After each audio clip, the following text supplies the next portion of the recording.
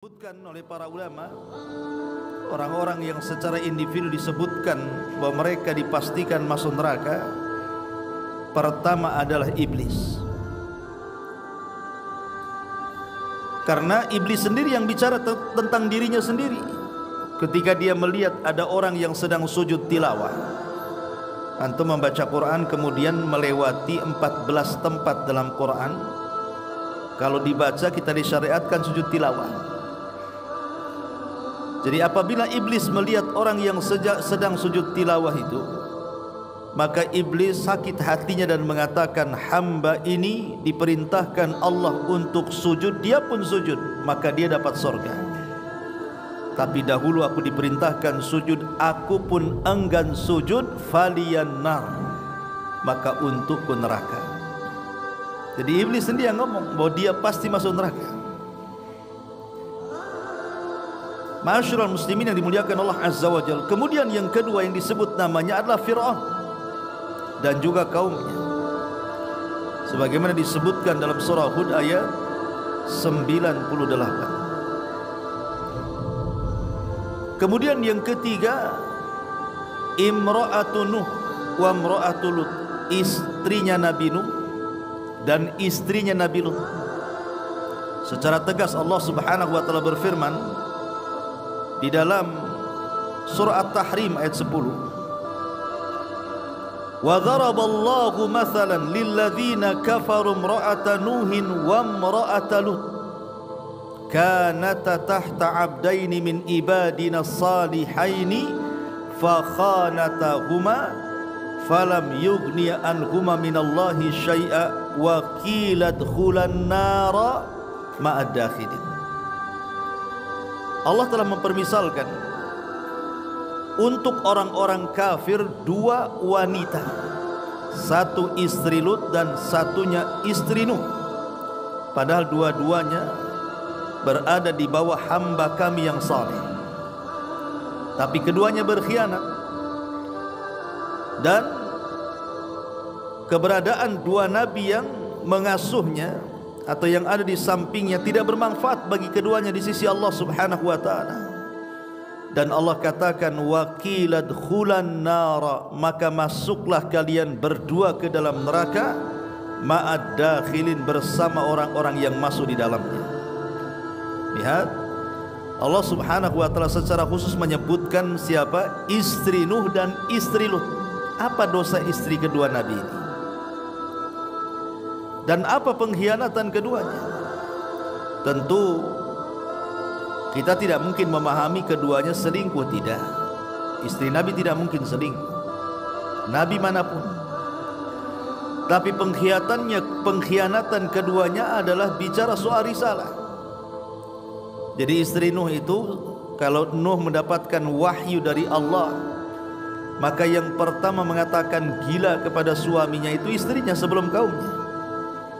Harusnya kan istrinya yang pertama beriman kan? Ini tidak, yang pertama menentang istrinya malah sebelum kaumnya menentang. Kemudian istrinya Lut bekerja sama dengan preman pasar. Jadi kalau ada tamu laki-laki datang ke rumah Lut, dia cemburu seolah-olah Lut itu melakukan homo sama dengan kaum Lut yang lainnya. Maka dia pun kemudian meletakkan kayu bakar, kemudian menghidupkan kayu itu, kemudian asapnya ngepul ke langit. Nanti asap itu sebagai sinyal, datanglah orang-orang jahat pasar, datang ke rumah Lut, kemudian menculik laki-laki yang sebagai tamu Lut, kemudian diperkosa dan dibunuh. Itulah pengkhianatan dua wanita yang jahat ini, padahal dua-duanya istri Nabi ya. Menunjukkan apa? Hidayah itu milik Allah, bukan milik kita. Sekelas Nuh dan Lut saja tidak mampu menarik kedua istrinya. Ini yang ketiga. Yang keempat, Abu Lahab dan juga istrinya. Bahkan diturunkan satu surat yang sangat pendek, bayangkan. Surat ini tidak diselipkan dalam surah Al-Baqarah atau diselipkan dalam surah Ali Imran. Nanti sedikit yang baca, karena jarang orang baca Al-Baqarah, Ali Imran. Tetapi surat ini disendirikan menjadi surat paling pendek dalam Quran, sehingga anak kecil pun baca. terutama Pak Imam, masih itu aja yang dibaca.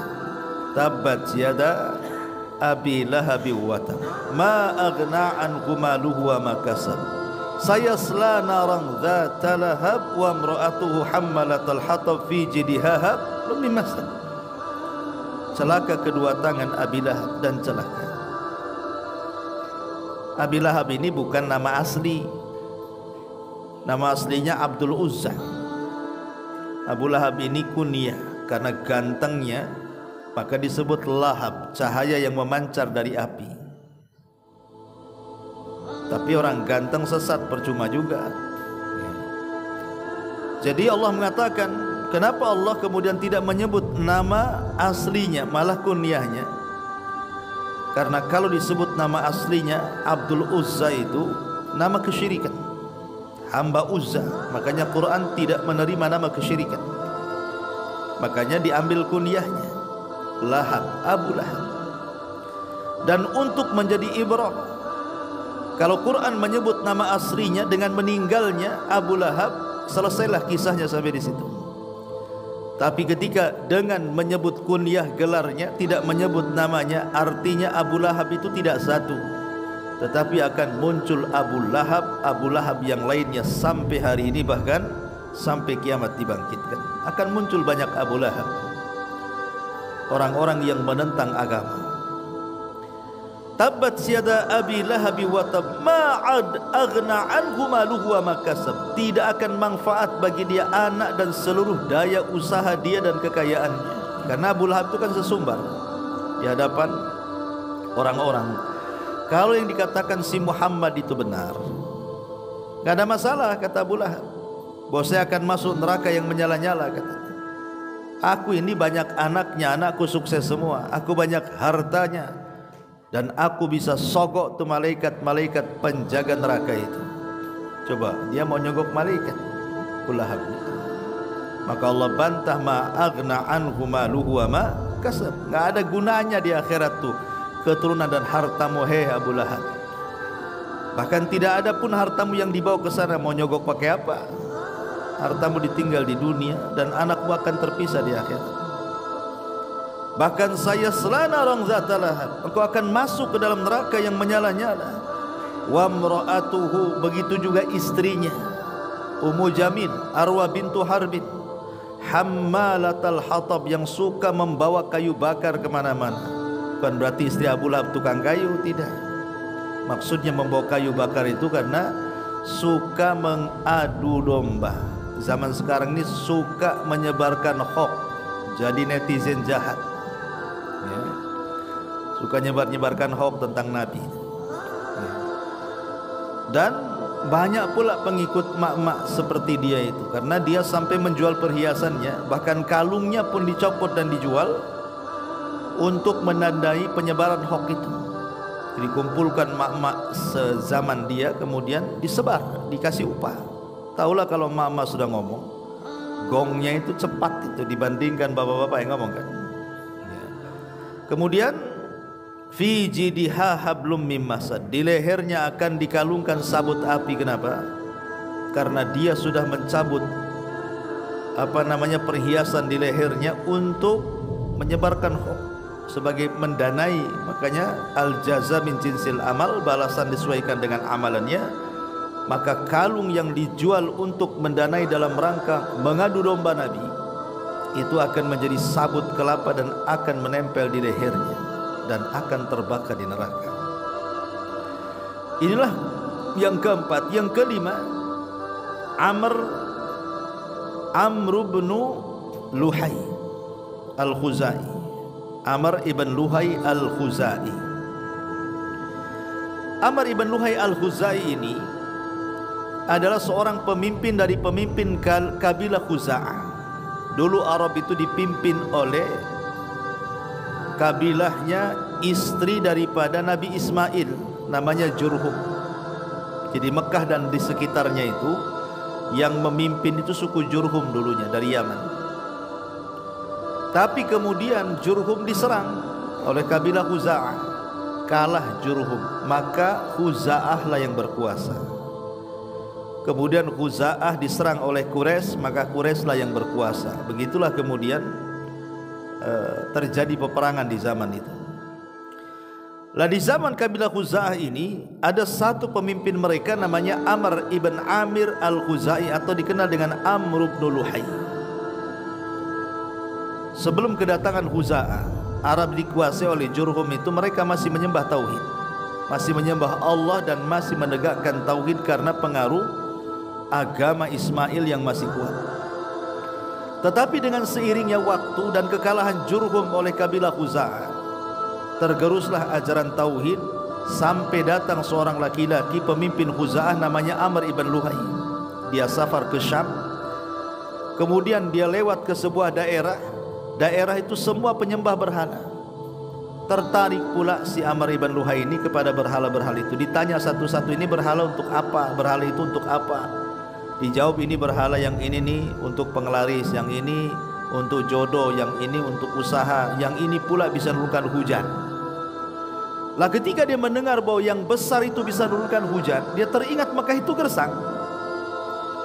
Jadi dia pikir kalau bawa berhala itu kemudian diletakkan di Ka'bah nanti bisa hujan.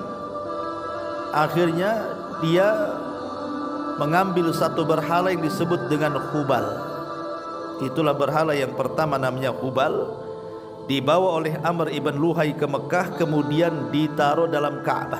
Itulah berhala pertama. Akhirnya kemudian setelah Hubal banyak berhala-berhala yang lainnya. Akhirnya seluruh kota Mekah penuh dengan berhala. Makanya disebut jahiliyah. Lah Nabi SAW ketika diutus dan mengembalikan ajaran tauhid, maka Rasul bersabda, inni ra'aitu Amr ibn Luhayyin finnari yajurru am'a'ah. Aku melihat Amr bin Luhai di neraka dan terburai ususnya. Kenapa? Li'annahu awal man ghayyara dina Ibrahim. Karena dia orang yang pertama merubah agama Ibrahim di Jazirah Arab. Rasul menyebut secara nama Amr ibn Luhai. Ya. Lah inilah yang disebutkan para ulama 5 orang yang disebutkan secara ta'yin.